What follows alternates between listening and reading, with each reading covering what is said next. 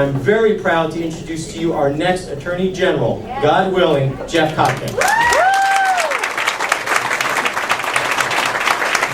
Thank you, Ed. Let me just first thank each and every one of you here that helped my friend Ed.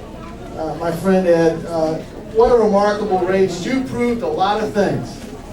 And even though you didn't get across the finish line first, you won the hearts of so many people, and you proved to this community what you can do together as a team.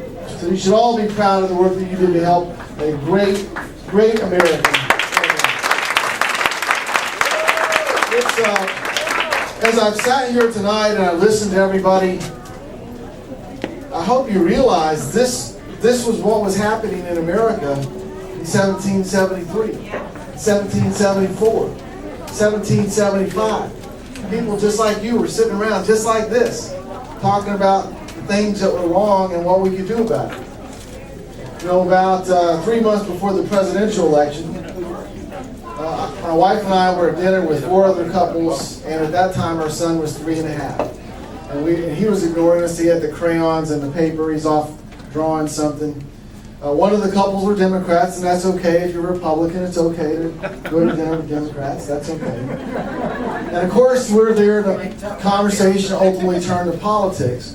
And the woman that was a Democrat said something about Barack Obama. This got my son's attention immediately. His head jutted up, and he interrupted the whole conversation and said, Barack Obama is bad because he wants to take our money so we can't buy toys and Happy Meals.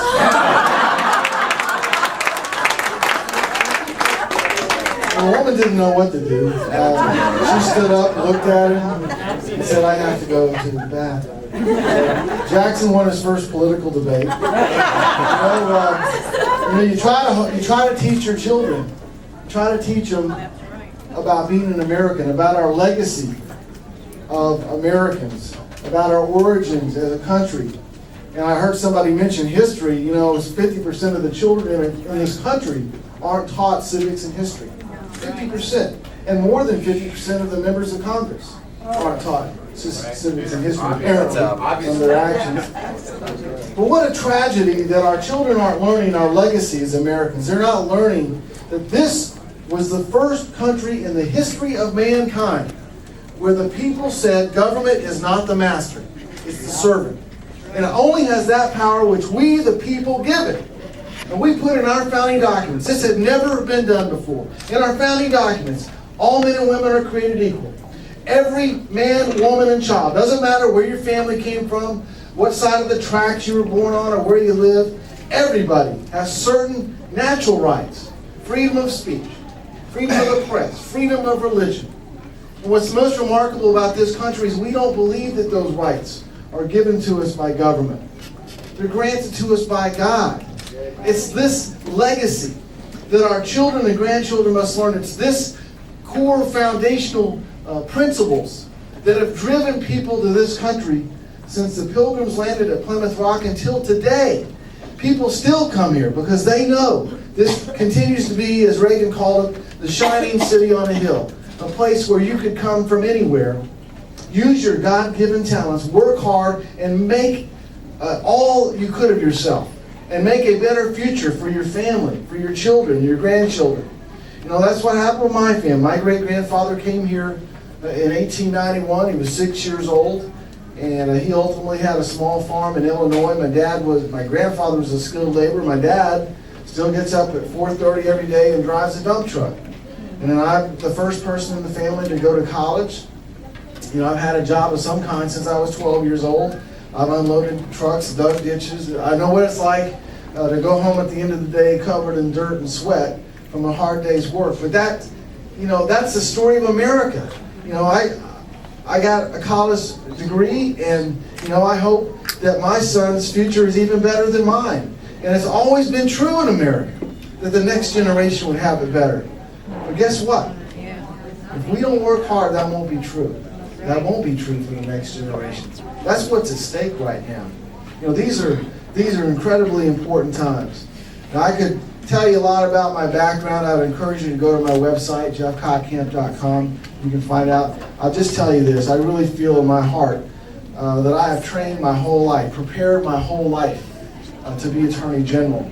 And when I look at my life experiences, the smartest thing I ever did was marry my wife. I have an amazing wife, and the greatest thing that ever happened to us was this 5-year-old. Jackson.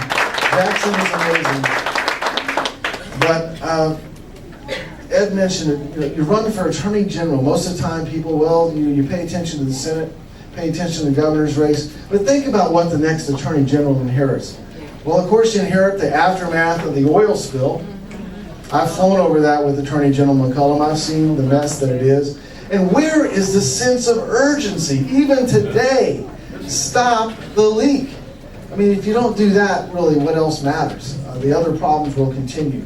The next Attorney General, I think, will inherit another important issue that doesn't get a lot of airplay, the EPA. They want to impose a water quality standard on Florida, and only Florida, that is not financially sustainable. It will require us to more than double our property taxes. And I can tell you this, if I'm blessed to be your Attorney General, they will be fighting me in federal court. All right. There's no way they're going to allow that. You should not be required to carry the tax burden, and only you. They're only doing this to Florida. But by far the overriding issue, clearly, the challenge that Florida is leading the charge on to Obamacare. Now, this lawsuit is not about health care. This lawsuit's about our freedom. It's about whether or not the Constitution means what it says. Does the 10th Amendment mean what it says? Are we as a people going to draw the line in the sand and say enough is enough? We're tired of the federal government getting further and further and further in our daily life, and we're drawing the line here. This battle has to be fought. It's critically important. And I can tell you, I will fight with everything I have to make sure that we win that lawsuit. Our future and our freedom are at stake. That's how big it is. Now, there's some other issues. If you think about why does government even exist, it's to provide for the safety and security of the citizens.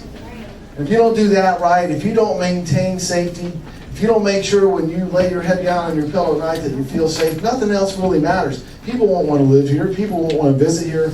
And they won't move here. So it's important. And we've got, pill mills and pain clinics. New statistics came in today. 7 people die a day in Florida from the overdose of prescription drugs. We cannot allow this to continue to happen. We got to continue to fight gangs. We have 7 regional task force. Gangs have become the organized crime of our time. They really have. They recruit 12-year-olds because they know if a 12-year-old gets caught committing a really violent act, they're probably not going to prison.